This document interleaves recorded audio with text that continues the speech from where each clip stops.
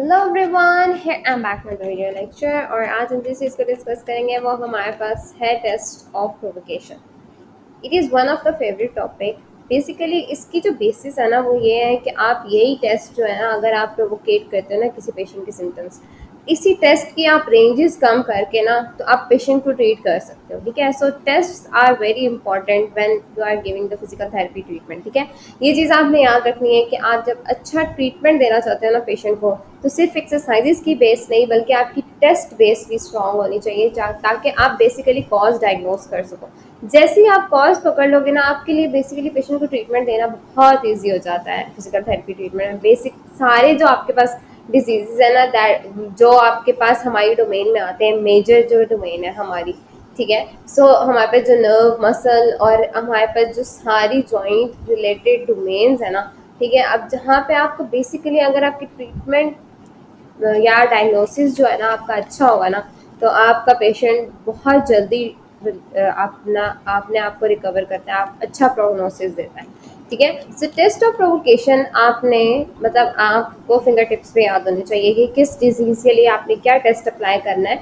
आपको डायग्नोसिस मिलेगा और उस डायग्नोसिस की बेस पे आपने जाके आगे क्या ट्रीटमेंट देना है ये आपको पूरी डिटेल पता होनी चाहिए। ठीक है, so in a recent review on the sensitivity and specificity of the various tests used when screening for CTS, जब आप कार्पल टनल सिंड्रोम को बेसिकली सेंसिटिविटी और स्पेसिफिसिटी पे हमारे पास डिफरेंट टेस्ट यूज़ कर रहे होते हो, तो हमारे पास बेसिकली इसके ऊपर जो हमारे पास समराइज किए थे ना कि सिम्टम्स, साइंस और ये सारी चीज़ें, वो हमें बताती है कि डायग्नोसिस की प्रोबेबिलिटी काफ़ी अच्छी हो जाती है अगर आप बेसिकली साइंस और सिम्टम्स को डायग्नोस कर लो। ठीक है, लाइक अगर आपको साइंस और सिम्टम्स मेजरली पता चल गया ना कि ये CTS ही है, ठीक है, मतलब कार्पल टनल सिंड्रोम ही है, तो कार्पल टनल सिंड्रोम इटसेल्फ आपको इतने अच्छे इजीली आपको साइन और सिम्टम्स देता है ना कि आपके लिए डायग्नोस करना इतना ज़्यादा मुश्किल नहीं होता। ठीक है, लेकिन ये है और इसके साथ साथ जो वो साइन और सिम्टम्स होते हैं वो आपको आपकी प्रोबेबिलिटी भी काफ़ी इंक्रीज करा देते हैं कि आप डायग्नोस कर सको उसको। ठीक है, कार्पल टनल सिंड्रोम को, क्योंकि काफ़ी हमारे पास मसल रिलेटेड जो कंडीशन होती हैं ना उनको डायग्नोस करना ईजी नहीं होता। ठीक है, क्योंकि हमारे पास कोई ऐसे टेस्ट, स्पेसिफिक टेस्ट नहीं होते कि हम उनकी बेस ये कहें कि हमारे लिए ये चीज़ ऑथेंटिक है। ठीक है, हम जो स्पेशल टेस्ट परफॉर्म कर भी रहे हैं वो हमारी अपनी एक्सपर्टीज़ के ऊपर होता है। तो जो चीज़ एक्सपर्टीज़ पे होती है वहाँ पे एरर आ सकता है, ह्यूमन एरर एक आ सकता है, लेकिन उसके चांसेस उतने कम होते जाएंगे जितना आप अपने आप को पेशेंट से एक्सपोज करें। मतलब जितना आप पेशेंट को ट्रीट करोगे, जितने ज़्यादा आपके पास पेशेंट आए हैं, जितनी एक्सपर्टीज़ आपकी ज़्यादा है, ये चीज़ें काफ़ी रिड्यूस हो जाती हैं कि आपके एरर आने के चांसेस जो होते हैं वो कम हो जाते हैं। ठीक है, सो हम चलते हैं हिस्ट्री की तरफ। ठीक है, अब हमारे पास हिस्ट्री क्या होती है कि बेसिकली पेशेंट की हिस्ट्री होगी कि सेंसरी चेंजेस आ रहे थे मीडियन नर्व की डिस्ट्रीब्यूशन में। ठीक है, जिसमें उन्होंने कहा क्या क्या कहा कि पाम को उन्होंने एक्सक्लूड कर दिया। ठीक है, उस एरिया को जहाँ पे हमारे पास क्यूटेनियस ब्रांच थी मीडियन नर्व की। ठीक है, मतलब एक्सक्लूड किया पाम को, which is innervated by the palmar cutaneous branch of the median nerve arising proximal to the carpal tunnel.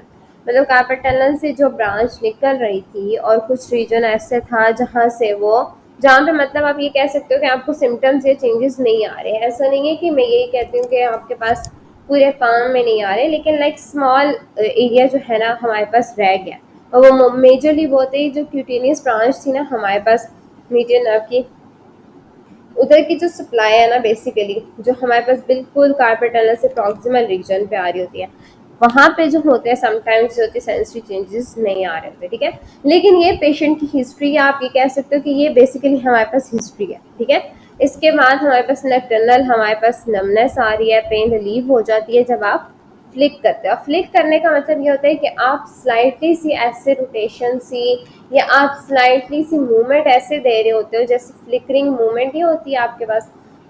मतलब आप ऐसे कहते हो कैसे कि मूवमेंट, आप फ्लेक्शन एक्सटेंशन की ज़्यादा मूवमेंट करना, पेशेंट एकदम से तेज़ी से ऐसे तेज़ से ना फ्लेक्शन एक्सटेंशन की अगर मूवमेंट करता है पामर एरिया पे, तो उसको कहता है पेशेंट के मुझे रिलीव हो रहा है। ठीक है, second one was the nocturnal numbness. Nocturnal numbness का मतलब है नाइट टाइम की ज़्यादा हो रही थी, क्योंकि मतलब जब बंदा सोया हुआ था तो वो कहता है कि मैं हाथ रखता हूँ तो मेरा हाथ बहुत नम हो जाता है। ठीक है, मतलब नमनेस आती है जब वो नाइट टाइम, मतलब जो आपका नाइट वाला टाइम था ना, उसमें उसको मतलब जब वो काम नहीं कर रहा ना, तो जब वो अपना हाथ रखता है किसी जगह पे, जब वो एक रेस्टिंग स्टेज में आता है, तो वहां पे एरिया नम होने लग जाता है। ठीक है, अब हमने क्या की कि जब हमने ऑब्जर्वेशन और प्रोवोकेशन टेस्ट अप्लाई करने हैं, तो हमारे पास मेजरली चीज़ें क्या देखनी होती है। एक तो हमारे पास थिनार रीजन होता है ना, जो आपके पास बेसिकली हम कहते हैं, मैं आपको दिखाती हूँ। ठीक है, ये पिक्चर से आप अगर देखोगे तो आपको नजर आएगा कि जो थंब वाला रीजन है ना, ठीक है, ये वाला, ठीक है, ये वाला, इसके साथ वाला जो रीजन है ये, ठीक है, ये आपको नजर आ रहा है। ठीक है, ये सारा, ये जो बेसिकली रीजन कहलाता है, ये थिनार एमिनेंस कहलाती है। ठीक है, अब यहाँ पे क्या होता है कि मेजरली जो थंब के पास वाला एरिया है, जो आपको थोड़ी सी उठी हुई चीज नजर आ रही है ना इस रीजन पे, ये बेसिकली एमिनेंस कहलाती है। अब उस ये जो एमिनेंस है ना, बेसिकली यहाँ पे एट्रोफी होने लग जाती है। मतलब एट्रोफी का मतलब ये है कि यहाँ पे जो मसल है वो वीक होने लग गया। अब मसल इटसेल्फ वीक हो रहा है, तो वो जाहिर सी बात है अपने साइज में भी छोटा हो रहा है। ठीक है, उसकी सप्लाई ठीक नहीं रहेगी। ठीक है, और आपको वहाँ पे प्रोमिनेंट नजर आएगी कि वहाँ पे जो थिनार, मतलब थिनार एमिनेंस थोड़ी सी जैसे उठी हुई जगह है ना, वो आपको काफी हद तक कम होती हुई नजर आएगी। ठीक है, मतलब एक नॉर्मल बंदे की अच्छी वाली आपको नजर आ रही होगी, पर जहाँ पे कार्पल टनल होता है ना, उन लोगों में मैक्सिमम में थिनार एट्रोफी होती है। ठीक है, थिनार एट्रोफी के साथ साथ समटाइम्स ये होता है कि या तो एट्रोफी है या वीकनेस है, पर समटाइम्स ऐसा होता है कि दोनों भी हो सकते हैं। तो ये पेशेंट की कंडीशन पे डिपेंड करता है कि वो कितनी स्वेरिटी की तरफ जा रही है, तो आपको पता चल जाता है। ठीक है, second one was the positive Phalen's test. Phalen's test बहुत ज़्यादा इंपॉर्टेंट है। फैलन टेस्ट हमारे पास बेसिकली आपको साफ साफ मेजर डायग्नोसिस दे देता है कार्पल टनल सिंड्रोम का। ठीक है, हम फैलेंस टेस्ट को देखते हैं। बेसिकली जब आप कहते हो ना कि फैलेंस टेस्ट क्या है, फैलेंस टेस्ट ये होता है। ठीक है, हमारे पास फैलेंस टेस्ट क्या होता है कि जब आप दोनों रिस्ट को, मतलब दोनों हाथों की रिस्ट को, आप पेशेंट को कहते हो कि आप फ्लेक्शन में लेके जाओ। ठीक है, अब ये हमारे पास क्या है, रिस्ट की फ्लेक्शन एक्सटेंशन होती है, तो हमारे पास दोनों पाम वाली साइड, मतलब जो आपके इंटीरियर हाथों के आगे वाली साइड होती है, वो एक साथ होती है। लेकिन अब क्या है कि आपके पीछे वाली साइड एक साथ है, तो इसका मतलब वो रिस्ट की फ्लेक्शन की तरफ जा रहा है। तो जब आप फ्लेक्शन की दोनों मूवमेंट करवाते हो, इसको आपने पेशेंट को गाइड करना होता है 2 to 3 मिनट्स, कुछ लोग कहते हैं 3 to 5 मिनट्स, जगह डिफरेंट जगह पे डिफरेंट तरह से इस टेस्ट को बताया गया है। लेकिन आपने इतनी देर जो होता है ना, पेशेंट को कहना होता है कि ये इसी पोजीशन में अपने हाथ को रखें। जब पेशेंट अपने हाथ को इस पोजीशन में रखता है ना बेसिकली, तो पेशेंट को इस एरिया में नमनेस फील होने लग जाती है। उसके सिम्टम्स जो है वो ट्रिगर होने लग जाते हैं। वो कहता है कि मुझे नमनेस हो रही है, मुझे यहाँ पे पेन भी होने लगी है। कभी कभी उसका वो कहता है कि मतलब मुझे मेरे हाथ में अजीब अजीब सी सेंसेशंस आ रही है, जैसे पिन्स और नीडलिंग वाली। तो पेशेंट आपको खुद बताएगा कि लाइक मेरे सिम्टम्स बता रहे हैं कि क्या है, कार्पल टनल सिंड्रोम है। मतलब पेशेंट के सिम्टम्स इटसेल्फ आपको बता देंगे कि ये क्या है, कार्पल टनल सिंड्रोम है। ये आ गया हमारे पास बैलेंस टेस्ट पॉजिटिव। अब इसके बाद क्या है कि loss of 2 point discrimination. 2 point discrimination हमारे पास जब नर्व को आप चेक करते हैं, बहुत इंपॉर्टेंट चीज़ होती है। हम पिक्चर, इसी पिक्चर को दोबारा देखते हैं। ठीक है, फॉर एग्जांपल मैं कहती हूँ कि इस रीजन पे एक एक के रीजन है, मतलब हमारे पास हाथ का या पाम साइड का। ठीक है, अगर आपके पास हाथ का ये रीजन है कोई भी, तो आप 2 डिफरेंट जगहों पे ना आप क्या करते हो कि इकट्ठा एक साथ जो होती है ना, क्या करते हो बेसिकली पॉइंट करते हो। पॉइंट करने का क्या मतलब है, आप रुई के थ्रू कर सकते हो, आप पेन के थ्रू कर सकते हो, 2 डिफरेंट एरियाज में।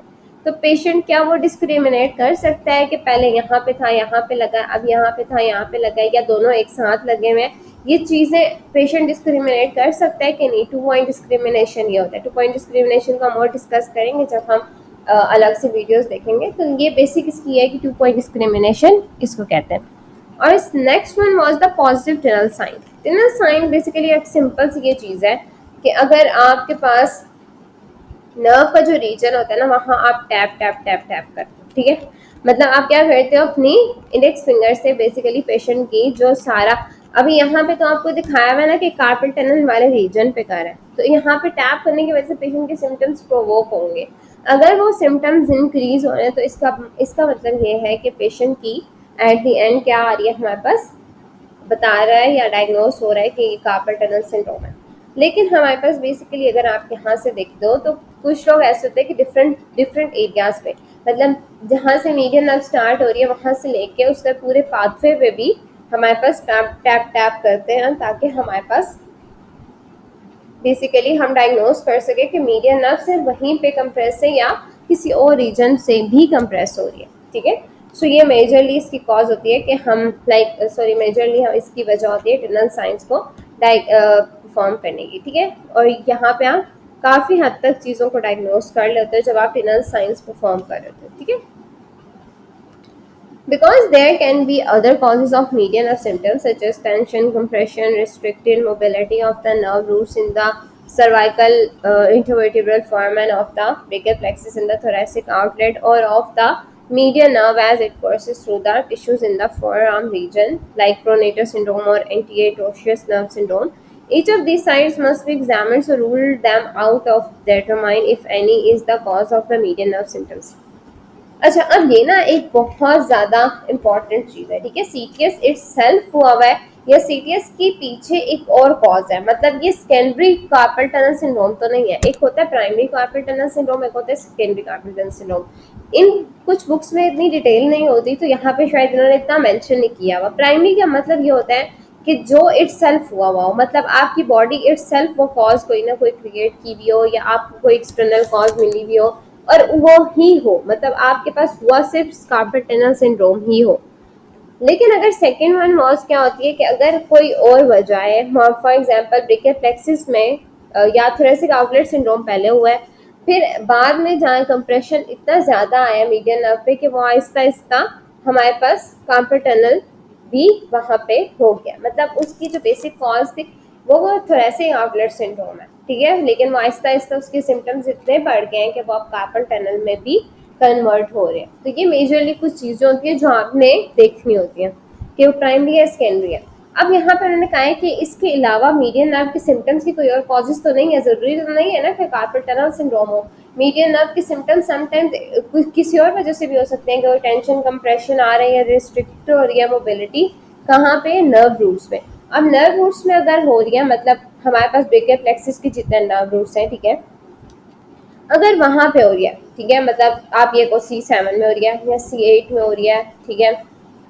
अगर आप इन चीज़ों को डिस्कस करते हो ना कि C7 में हो रही है या C8 में हो रही है, ठीक है, या आपके पास जो ब्रेकियल प्लेक्सिस के बाकी नर्व रूट्स हैं जो मीडियन नर्व को नहीं कर रहे, ठीक है, फॉर एग्जांपल मैं कहती हूँ कि वो मीडियन नर्व को भी कंप्रेस नहीं कर रहे, लेकिन विद टाइम अगर कोई एक भी नर्व रूट कंप्रेस हुआ है और उसने किसी और नर्व को अफेक्ट किया, लेकिन विद टाइम क्या हुआ है, कंप्रेशन इंक्रीज हो रहा है और वो सारे नर्व रूट्स को ब्रेकियल प्लेक्सिस के अफेक्ट कर रहा है, तो एट द एंड हमारे पास क्या होगा कि कॉज हो सकती है कि हमारे पास मीडियन नर्व के सिम्टम्स आए या मीडियन नर्व के सिम्टम्स आए, लेकिन वो इटसेल्फ सीरियस नहीं हो सकता, ठीक है। सो मीडियन नर्व के सिम्टम्स आने की बात यह है कि अगर, तो क्या पता कई बार ऐसे भी होता है कि मिस इंटरप्रेट होता है कि लाइक आप पेशेंट कहता है कि मुझे बहुत ज़्यादा नमनेस फील हो रही है, तो ज़्यादातर लोग यही कहते हैं कि सीटीएस होगा क्योंकि पाम में हो रही है और इसकी मतलब 3.5 फिंगर डायग्नोस। लेकिन मीडियन नर्व के सिम्टम्स आना और मीडियन नर्व का कंप्रेशन कार्पल टनल के रीजन पे होना दोनों अलग चीज़ है ना, ठीक है। मीडियन नर्व की कंप्रेशन तो कहीं और पे भी हो सकती है, जब कार्पल टनल में होगी तो कार्पल टनल सिंड्रोम है ना, लेकिन अगर मीडियन नर्व की कंप्रेशन कहीं ऊपर हो रही है तो जाहिर सी बात है उसकी कॉज कुछ और है, तो हमने उस कॉज को ट्रीट करना, ना कि हमने कहना कि ये सीटीएस है और सीटीएस का ट्रीटमेंट देते जाना, ठीक है। अब हमारे पास क्या है, सर्वाइकल इंटरवर्टिब्रल फोरामेन में अगर हमारे पास बेसिकली यहाँ पे भी अब से यही बात हो रही है कि सर्वाइकल इंटरवर्टिब्रल फोरामेन में नर्व रूट्स तो वहीं से थे ना, ठीक है, तो वहाँ पे मेजरली क्या हुआ कि सर्वाइकल रीजन के जो हमारे पास फोरामेन थे, अगर वहाँ पे कहीं कंप्रेशन आ रहा है तो नर्व रूट्स कंप्रेस हो रहे हैं, तो वहाँ पे भी हमारे पास कॉज आ रही है। अब कंप्रेशन आ रही है, टेंशन आ रही है या रिस्ट्रिक्शन आ रही है, ये सारी जो हमारे पास चीज़ें हैं बेसिकली आपको बता रही हैं। नेक्स्ट हमारे पास जो चीज़ आ रही है वो ब्रेकियल प्लेक्सिस, मैंने बता दिया आपको कि थोरेसिक आउटलेट वाले रीजन पे अगर इफेक्ट होता है तो कब भी, ठीक है। फिर हमारे पास आ जाते हैं कि अगर फोर आर्म वाले रीजन पे इफेक्ट होता है, मतलब आप ये कहो कि हमारे पास अभी कार्पल टनल तक पहुंची नहीं है, पहले ही कहीं कंप्रेस हो गया है, मतलब आपको पता है ना मीडियन आपका कोर्स क्या होता है, प्रोनेटर। आप अब जाहिर सी बात है इतना तो आइडिया होना चाहिए आपको कि प्रोनेटर के हमारे पास बीच में से, मतलब प्रोनेटर के हेड में से, मतलब प्रोनेटर क्वाड्रेटस के हमारे पास हेड्स में से पास, दो हेड्स में से बीच में से नर्व पास कर रही होती है मीडियन नर्व, ठीक है। तो अगर मीडियन अब उन दोनों के बीच में से पास कर रही होती है तो इसका मतलब अगर वहां पे कहीं कंप्रेस होगी तो वो इट सेल्फ कार्पल टनल तो नहीं है ना, वो तो प्रोनेटर्स की वजह से है, क्योंकि प्रोनेटर्स टाइट हुए हैं या प्रोनेटर्स में कोई इशू है या प्रोनेटर्स का कोई इफेक्ट आ रहा है जिसकी वजह से कार्पल टनल सॉरी मीडियन अब कंप्रेस हो रही है, तो जाहिर सी बात है वो प्रोनेटर सिंड्रोम है।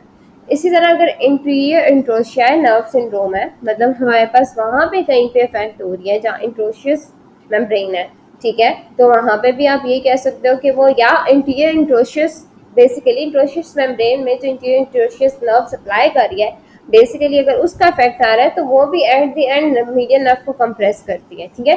सो हमारे पास इन चीज़ों को आपने ना क्लियरली एक्सक्लूड आउट करना होता है कि लाइक हमारे पास ये चीज़ें नहीं होंगी तब जाके सीटीएस होता है। इसी को तो कहते हैं कि आपने कॉज आइडेंटिफाई करनी होती है, ठीक है।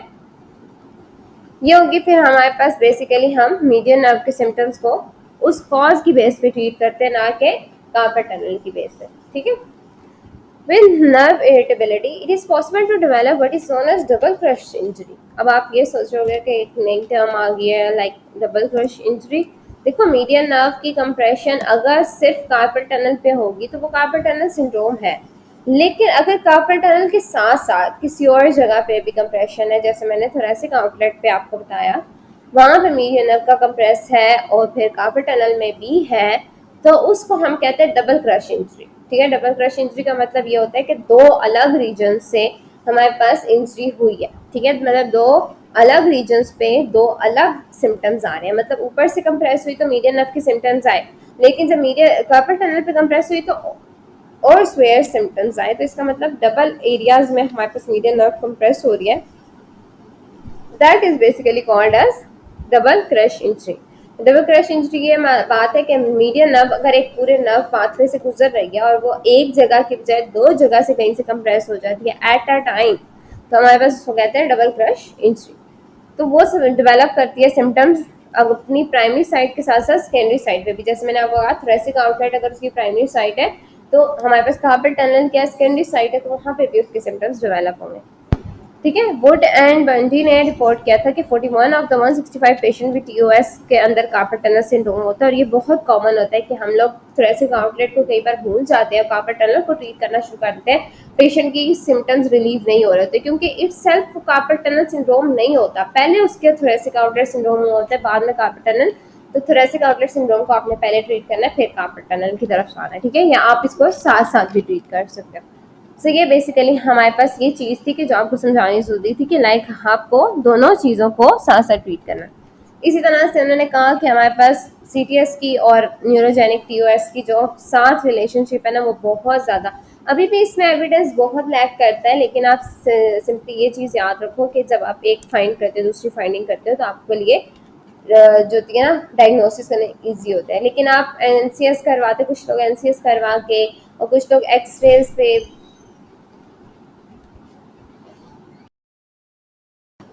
तो ये जो सारी चीज़ें ना बेसिकली आप करा सकते हो, सीटी स्कैन, एमआरआई, एक्सरे, तो ये आप जो मर्जी कराना चाहो फिर आप इनकी बेसिस पे भी, लेकिन इनकी बेसिस पे हम नर्व की डायग्नोसिस नहीं कर सकते, ये सिर्फ आपको आइडिया दे सकते हैं कि अगर प्रोनेटर टीबीज की बेस पे हुआ है या कहीं और कंप्रेस हो रही है तो इसकी स्वेलिंग की वजह से आप एक आइडिया लगा सकते हो हाँ यहाँ पे मीडियन नर्व कंप्रेस हो सकती है, लेकिन आप वो अल्टरनेटिव कॉजेज को डायग्नोस कर सकते हो, पर सीटीएस को डायग्नोस करना ना लाइक इसमें नहीं हो सकता, आप इतनी आसानी से नहीं कर सकते, ठीक है।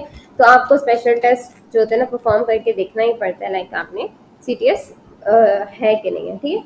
So thanks for watching. अगर कोई चीज़ समझ नहीं आई तो कमेंट सेक्शन में पूछ सकते हो और नेक्स्ट में हम फिर कॉमन इम्पेयरमेंट्स को डिस्कस करेंगे। So thanks for watching. कोई चीज़ समझ नहीं तो कमेंट सेक्शन में बता